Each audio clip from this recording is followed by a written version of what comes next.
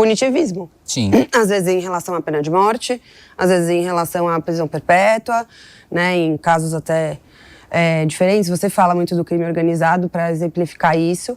Então, eu estou entendendo que a sua visão é mais ou menos parecida em relação ao nazismo. Da mesma forma que você puniu você acredita que o nazismo é tão passível de punição quanto. O crime organizado e o nazismo, da mesma maneira que uma pessoa não pode tomar um território e colocar uma bandeira nazista, e se isso acontecer, a polícia tem que subir.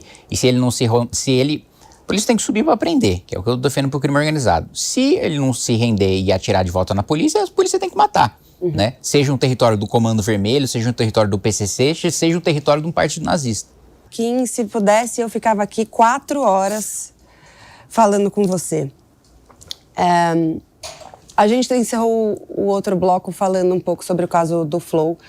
Em linhas gerais, você entende que alguma ideia não deve circular porque o fato dela circular em si já é uma violência? Sim, o nazismo e o crime organizado. Me chamou a atenção quando você se posicionou recentemente em relação à lei da misoginia. Você não acha que a misoginia é um tipo de pensamento desses que circulam e que só de circular já são uma violência? Vamos lá, essa é uma discussão mais complexa do que isso. Primeiro, eu sou contra de equiparar o racismo porque não é racismo, né? E a gente precisa tratar o racismo como racismo diferente de outras coisas porque são coisas diferentes. Esse é o primeiro ponto. Segundo ponto, a gente não está tratando ali de proibir a circulação de uma ideia ou de outra. A gente está falando e é uma coisa extremamente abstrata e esse é um dos problemas do projeto, da intenção de ter aversão à mulher. Se é crime, é o que diz a lei, vamos lá. Um crime, ele precisa ter dolo. Dolo é a intenção. A lei fala... O crime não precisa ter dolo, né? Ele pode ser um crime não, a regra, né? Ele pode ser um crime culposo. Não, a regra. Ele pode ser um crime culposo. Pode ser um crime culposo, é a exceção. O que eu tô dizendo que a regra é que o crime precisa ter dolo. No caso, não existe racismo culposo. Então, a gente tá discutindo um crime que precisa ter dolo. Perfeito. Como a regra. Quando eu digo que é a regra, porque há exceções, naturalmente, que é o culposo. Então, a gente está falando da intenção. Lá, uma das definições de misoginia que estão colocadas no texto é aversão à mulher. O que é ter a intenção de ter aversão à mulher? Você entende que é um conceito indefinido que seria inadequado tanto para uma legislação comum, ainda mais para uma legislação penal? Mas o Código Penal, ele tem diversas normas que são, assim, né? Tem um tipo aberto, né? O nome técnico disso... Não, tem. O nome técnico disso é tipo penal aberto. É um tipo penal que depende da interpretação do caso concreto. O juiz precisa olhar o que aconteceu para entender se aquilo tem um enquadramento. Assim como existe o tipo penal em branco. Não, todo caso... Você estudou direito, você sabe disso. Não, mas não, negativo. O direito penal, ele tem interpretação restritiva. Não necessariamente, às vezes. Necessariamente, sempre. Não necessariamente. Isso é um princípio de direito penal. Olha só, o tipo penal precisa determinar o que é o crime, mas... E com exatidão, de maneira restritiva, porque a interpretação do direito penal é restritiva. A exceção do tipo penal aberto ou da norma penal em branco, não? Então dá 2 exemplos disso. Que é ato obsceno? Em regra, o juiz vai olhar para o ato que você teve e dizer, olha, não acho que isso aqui é um ato obsceno ou é um ato obsceno, entende? Mas eu não acho que esse nível de subjetividade caiba numa lei penal. Mas acontece, entende? Por que a gente só está se insurgindo contra isso agora? Tipo, então, na verdade, você é contra qualquer... Não acontece hoje, todos os conceitos que a gente tem hoje no Código Penal tem ou uma definição doutrinária muito clara, ou uma definição jurisprudencial muito clara, ou uma definição legal muito clara, que é a regra. Aversão à mulher, não.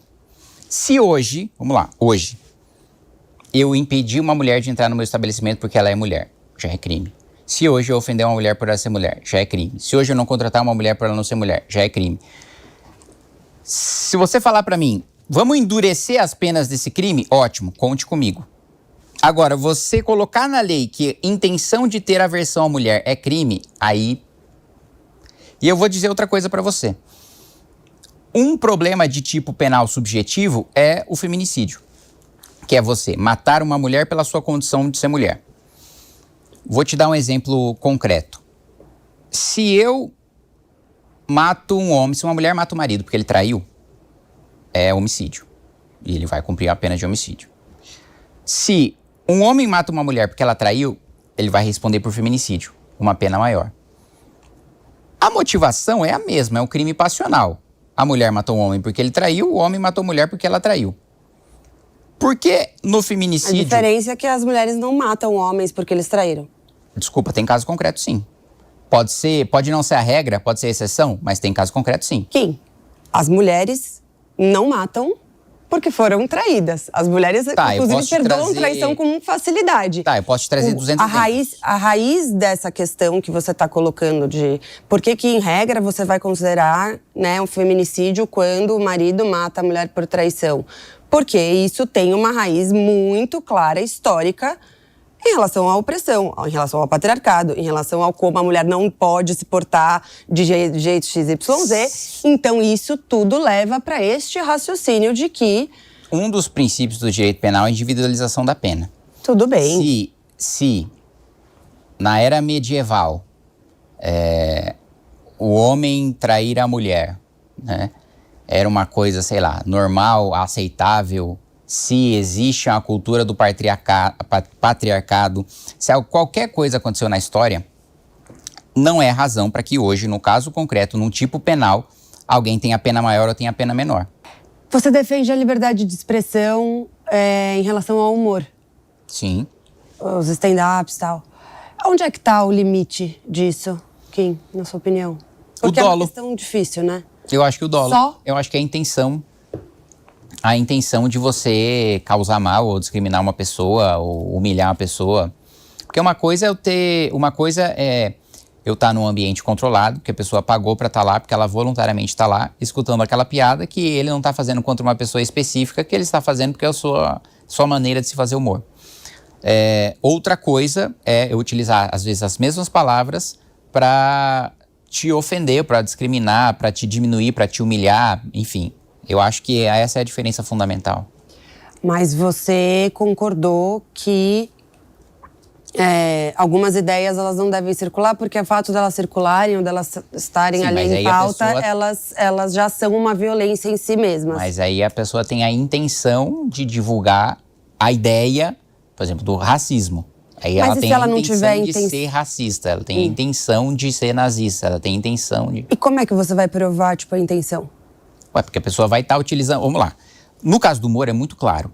Tá. Porque ele está num show, as pessoas pagam para estar lá, e ele não está discriminando nenhuma pessoa em específico, né? Então, o ambiente é diferente.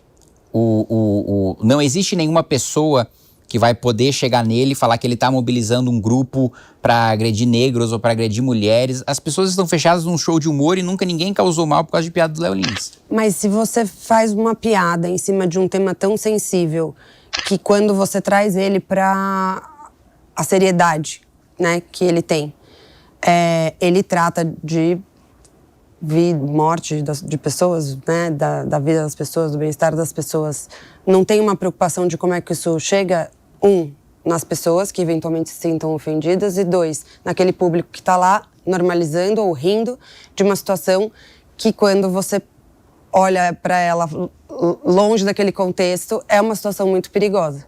Não, primeiro porque a piada não deve chegar naquela pessoa que se sente ofendida por ela, porque se ela já sabe qual que é o estilo do humor do Léo Lins. Se ela paga por um show dele, se ela vai assistir um show dela, ela vai lá, tava na casa dela, sei lá, no computador dela, decidiu comprar um ingresso para assistir o show do Léo Lins, que já é conhecido por isso. Mas imagina assim que seja um novo. Vários outros. Uma pessoa nova. Eu resolvi ser ele levanta e vai embora. Levanta e vai embora. E isso não tem risco. Você não vê risco nisso. Não acho. Eu acho o contrário. Que é uma coisa que o Léo Lins coloca muito também. O humor, ele sempre foi utilizado, seja para tirar sarro das figuras que estão no poder, para trazer leveza para os temas do dia a dia, para aliviar a dor das pessoas. Se as pessoas sentem que indo para o show do Léo Lins, escutando a piada dela, e ele já até relatou vários casos do cara que é, por exemplo, deficiente físico. E aí, no início, ele ficava um pouco receoso de querer fazer alguma piada, até que vários começaram a falar, eu vim aqui pra você me colocar na piada, eu vim aqui pra você tirar sarro, eu vim aqui porque eu quero me sentir incluído, eu não quero me sentir diferente de nenhuma outra pessoa. Como muitas vezes as pessoas ficam cheias de dedos lá fora. Então, esse foi um ambiente que as pessoas escolhem consumir aquele conteúdo e se for nesse seu exemplo hipotético de uma pessoa que está no início de carreira tal, é só ir embora e levantar e ir embora e não consumir mais. Mas não é muito simples, então, a gente sempre dizer, não, era brincadeira, ou dizer eu não tive intenção?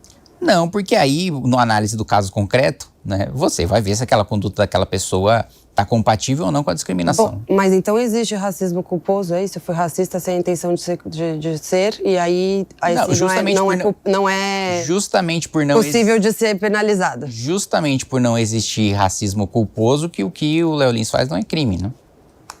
Exato, por isso, então é isso. Sim. Tipo, não tem risco nenhum. Kim, vou chamar agora o nosso quadro A Verdadeira Tradução. Aspas. Erika Hilton destila ódio em relação às mulheres. Sim, acho que isso para mim é muito claro, né? A maneira como ela fala, a maneira como ela colocou, né?